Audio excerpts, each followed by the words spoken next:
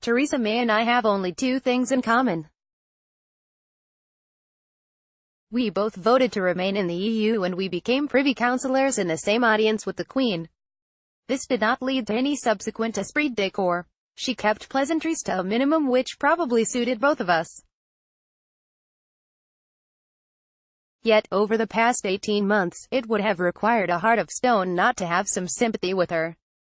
Referendum result dealt her an extremely difficult hand, though, of course, she would not be Prime Minister without it. Still, it is easier to criticize than to have certainty about what should have been done.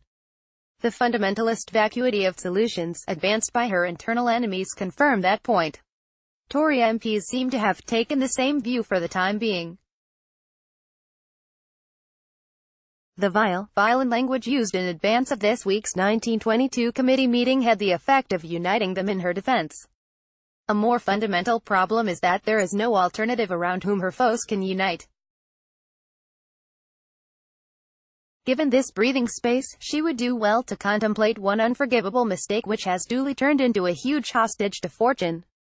That was her decision to get into bed with the Democratic Unionist Party following the inconclusive general election result. Read more. Brexit. Pro-EU MPs tell Barnier to prepare for Brexit U-turn in order to avoid the worst possible response to a difficult problem. It is best to exclude it from the start. That approach would have forestalled the crazy idea of dependency throughout the Brexit process on the DUP for survival. As has become apparent to all but the most willfully blind, the border within Ireland is the most genuinely difficult Brexit dilemma. For a Prime Minister to tie herself to the most unreasonable and obscurantist force within that debate was a folly. What do the DUP actually want? They say they opposed the return of a hard border. Equally, their blood-red line, in Arlene Foster's charmless phrase, is against even the hypothesis of any additional regulations which take the Irish Sea as their delineator. Thus, on a central issue which requires flexibility and diplomatic creativity, Mrs. May attached herself to a grim force for which the words flexibility and creativity are anathema. At some point, if there is to be a Brexit settlement, she will have to free herself of that encumbrance. There are other reasons why Mrs. May should not have touched the DUP with a barge pole. As anyone who follows the arcane politics of Northern Ireland knows, there is a constant stream of dubious dealings involving representatives of the DUP. One observer described them as the Fianna Fáil of the North, and it was not intended as a compliment.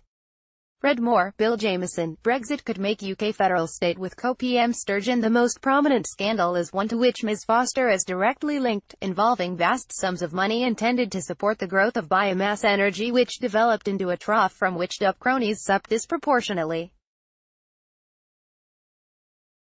The inquiry currently proceeding in Belfast continues to turn up hair-raising evidence of how the racket evolved. It has already led to the suspension of Stormont and could still bring Mrs. Foster down. A curious ally indeed for the straight-laced Mrs. May. There is also a Saudi connection which should, in current circumstances, make her more curious about her bedfellows, and it is directly Brexit-related.